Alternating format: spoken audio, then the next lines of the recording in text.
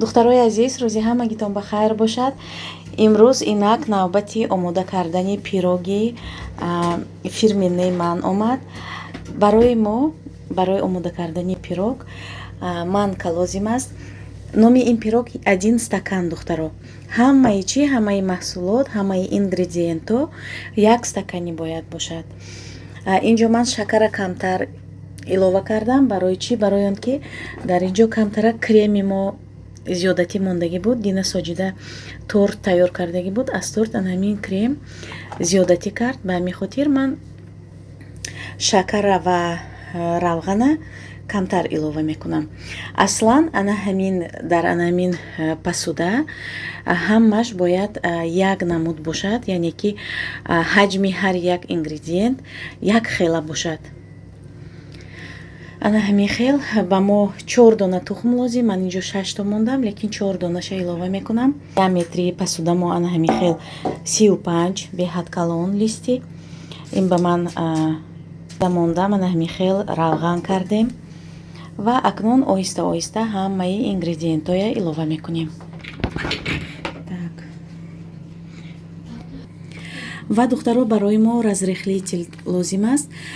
Аслан содаям ман илова мекунам. Разрехлителям чизе ки бошад ана ҳамона илова мекунам.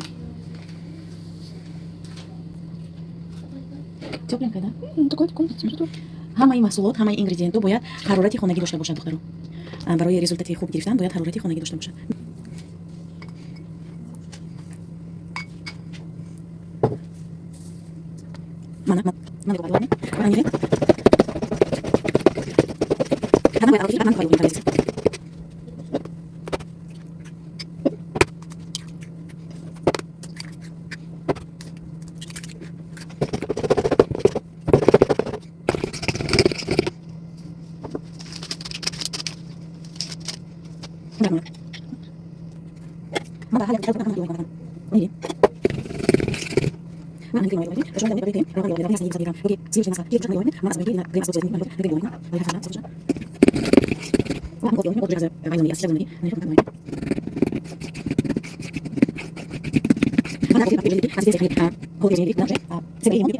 седраи апельсина ман тайёр карда мемонам. Беҳад бӯи навз медиҳад, аппетитный мешавад. Красивая, да, тесто получается? Ина духтаро, консистенцияи хамир монанди сметана мешавад.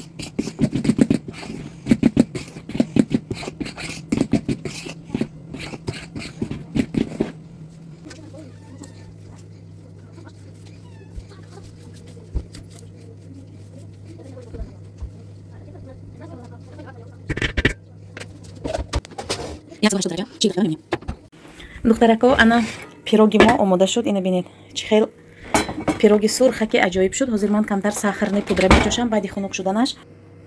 Ана духтаро,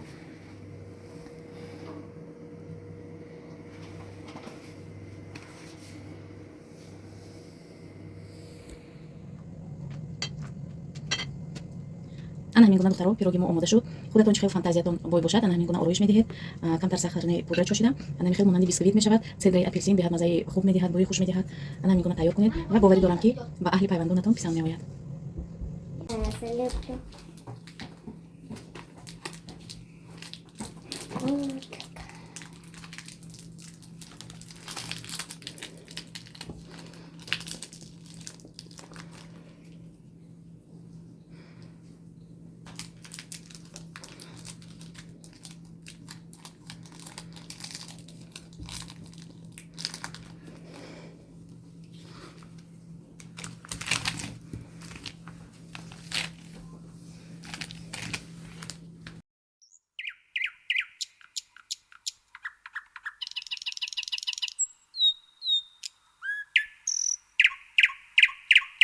духтаро, ман фарш омода карда истодам. Дастурхони кӯҳная андохтам барои стола чиркина кардан.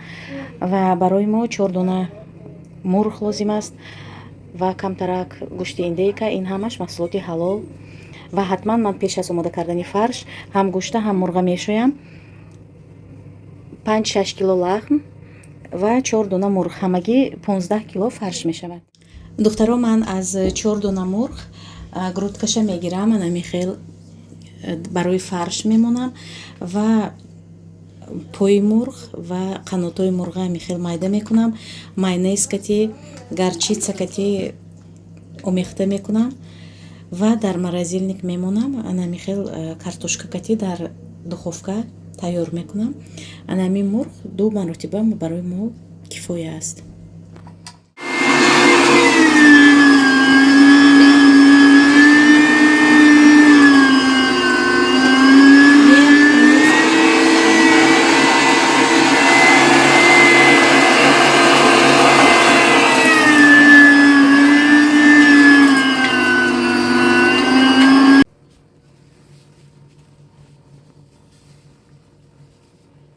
Ман чӣ гуна ҷигара тоза мекунам.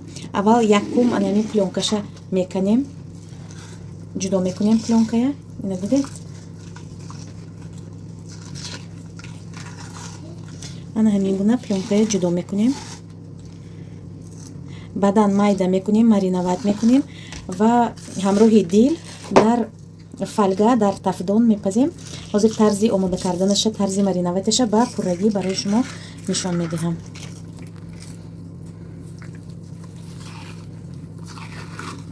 бо ана ҳамин усул тоза мекунем якум қабати плёнкая.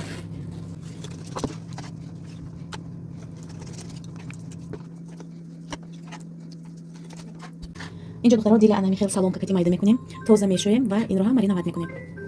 инҷо бошад гӯшти гова майда мекунем, лаҳма ана михел майда карда мариноват мекунем ва инро ҳам дар фольга мепазем.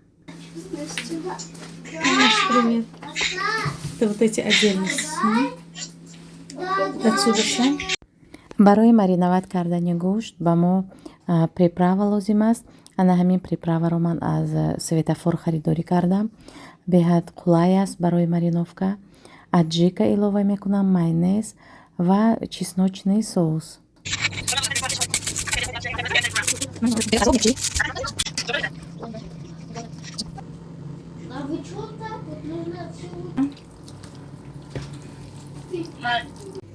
инҷа духтаро ман як сутка пеш мариноват кардагӣ будам гӯшта, ҷигар ва дила ва ҳозир акнун дар тафдон мепазем. лист ба ман фольгая пӯшонидам. гӯшта ин тарафаш мемонем, ин тарафаш ба ҷигар кати дила мемонем. барои мо майонез ягон чиз дар кор нест ғайри ҳамин равғани оливкавӣ.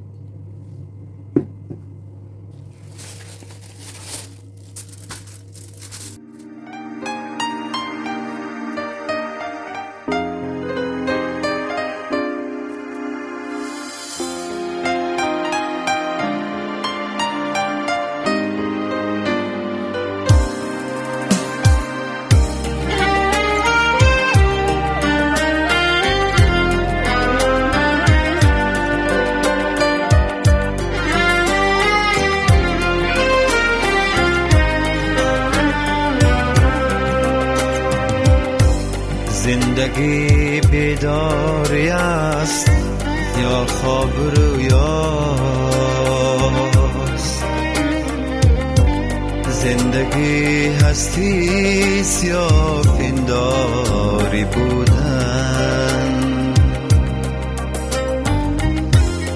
زندگی دیدار یاری محجبینه یا غمی شیرین هجرانش کشیدن. زندگی بیداری شبهای تار است یا شکر خوابی سحرگاهی جوانی. زندگی اندیشه امروز و فردا یا که فکری زندمانی یا نمانی. من ندانم زندگی چیست، این سوالی که برا صدها جواب است.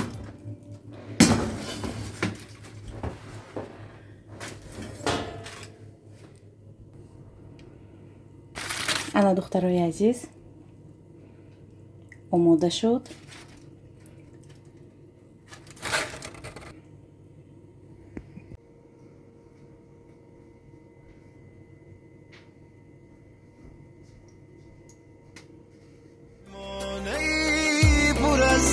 شراب است یا که جامی خشک و خالی و نگون است. من ندانم زندگی چیست. این سوالی که ورا صدها جواب